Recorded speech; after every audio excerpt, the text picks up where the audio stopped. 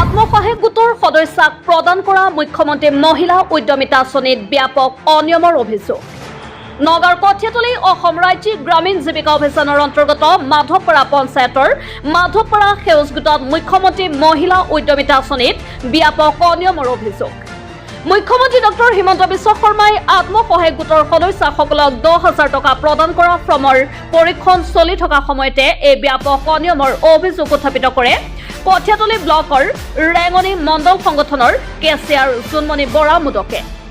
অভিযোগ অনুসৰি জীৱিকা সখী টুটুমণি বৰুৱাই আত্মসহায়ক গোটৰ লাখপতি বাইদেউ ফৰ্মত 2টাতকৈ অধিক সন্তান থকা মহিলা সদস্যাক 3টাকৈ কম সন্তান থকা বুলি উল্লেখ কৰি লাখপতি বাইদেউ ফৰ্ম পূৰ কৰি দিয়ে।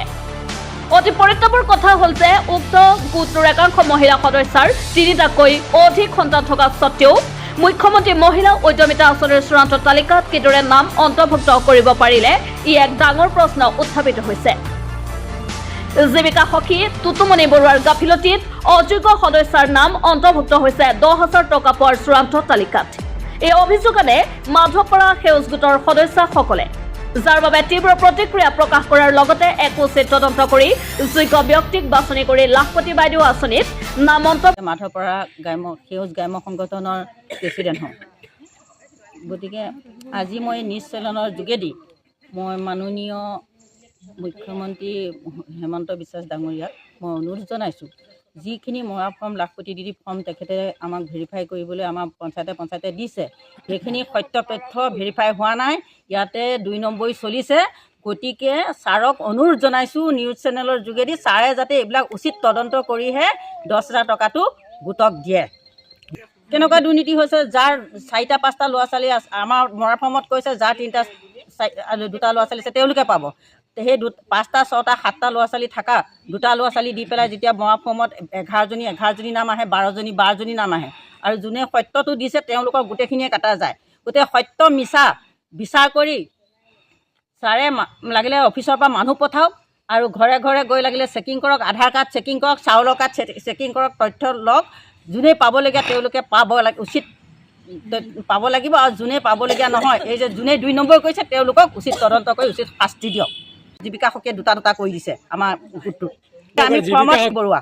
গতিকে এতিয়া আমি কেইটা ভৰাই দিম ফৰ্মত? গাঁওবুঢ়াৰ সন্মুখত যেতিয়া তেনেকৈ ক'লে, যেতিয়া মই ক'লোঁ ইয়াত মই নিউজ লাইভ মিডিয়া মাতিম, এনেকুৱা 2 নম্বৰ কিয় হৈছে, তেতিয়া ইয়াৰ পৰা গাঁওবুঢ়া আৰু গাঁওবুঢ়া হেৰিকে টাৱাৰ নাপাওঁ বুলি তেখেতলোক গুচি গ'ল। যোৱাটোও মই বেয়া পোৱা নাই, গতিকে তেখেতলোকক মই তেখেতে একো হেৰি কৰা নাই। গতিকে এতিয়া যে ভেৰিফাইটো হৈ আছে গাঁওবুঢ়া তাত, এতিয়া তেখেতে কেইটা ল'ৰা ছোৱালী সুধিছে সেই হিচাপে লিখিছে। তেখেতেতো কোনো ইয়াত ডকুমেণ্ট লোৱা নাই, নে আধাৰ কাৰ্ড লৈছে, নে চাউলৰ কাৰ্ড লৈছে, কিবা লৈছে।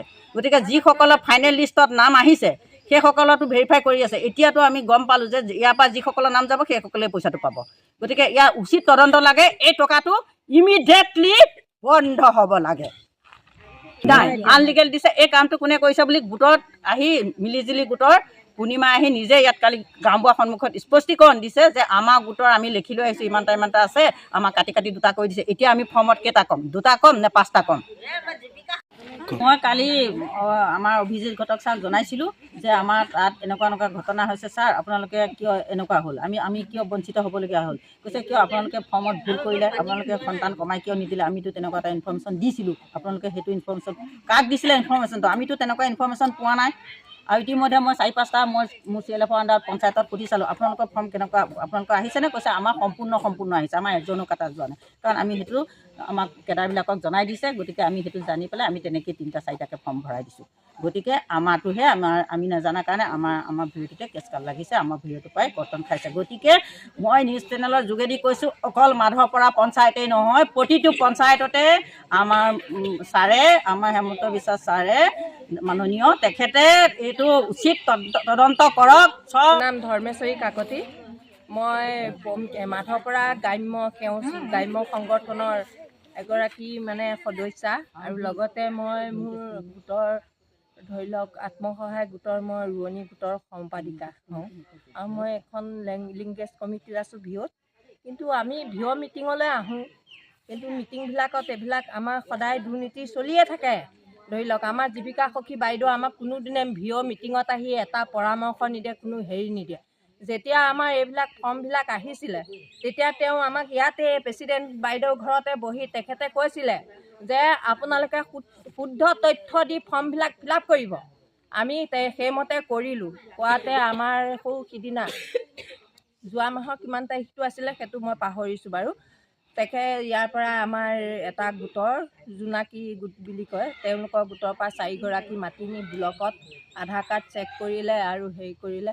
কৰাৰ পিছত তেতিয়া আমি মানে সকলো তেতিয়া সজাগ হৈছোঁ যদিও আমি মনে মনে ভয় খাইছোঁ, হয়তো আমাৰ অসমীয়া মানুহ কোনোবা বাদ পৰিব নেকি,